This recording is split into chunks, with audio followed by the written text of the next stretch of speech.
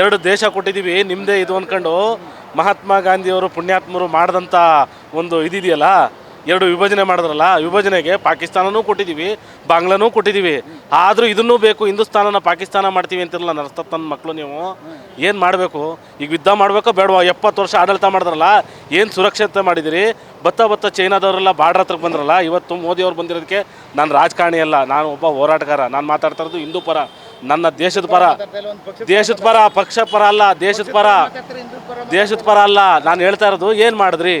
ಇಷ್ಟು ಆರ್ಥಿಕ ಸ್ಥಿತಿ ಆಗ್ಬೋದು, ಪ್ರತಿಯೊಂದು ಏನೇನಾಗಿದೆ ಇದುವರೆಗೂ 70 ವರ್ಷ ಎಲ್ಲನೂ ಮಾಡಿರೋದು ಯಾವುದು ಹೇಳ್ತಾ ಇದ್ರಿ ಅದೇ ಗೌರ್ಮೆಂಟು.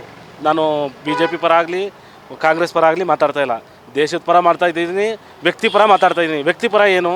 ಹಿಂದುತ್ವ, ಧರ್ಮ, ನಮ್ಮ ಸಂಸ್ಕಾರ, ಸಂಸ್ಕೃತಿ ಏನು ಉಳಿದಿದೆ ಅವನು ತೆಗೆದು ತನ್ನ ಸಾಮಾನ್ಯ ಒಬ್ಬ ವ್ಯಕ್ತಿಯ ಇದನ್ನು ತೆಗೆದು ನೋಡಿ ನೀನು ಹಿಂದೂ ಮುಸ್ಲಿಂ ಅಂತೇಳಿ ಚೆಕ್ ಮಾಡಿ ಶೂಟ್ ಮಾಡ್ತಾರೆ ಅಂತಂದರೆ ಎಲ್ಲಿಗೆ ಬಂದಿದೆ?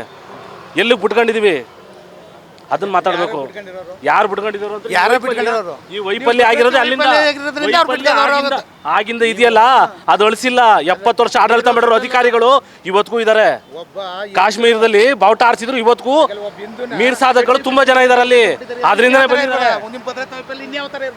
ಅಲ್ಲಿ. ಮೀರ್ ಸಾಧಿಕ್ಗಳು ಇರೋದ್ರಿಂದನೇ ಒಳಗೆ ಬಂದಿರೋದು.